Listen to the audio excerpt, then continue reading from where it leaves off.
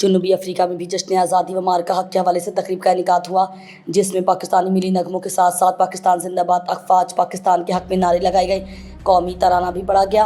तकरीब में Pakistani high commission Malik Mohammad Farooq ने शिरकत की। जनूबी अफ्रीका के शहर डरबन में भी पाकिस्तानी कम्यूनिटी ने यौम आज़ादी व मार्का हक शानदार जश्न मनाया गया। तकरीब के मेहमान खुसूसी पाकिस्तानी सफ़ीर मलिक मोहम्मद फारूक थे। तकरीब में अफ्रीका के मुख्तलिफ सियासी व समाजी समेत मेंबर पार्लियामेंट ने भी शिरकत की।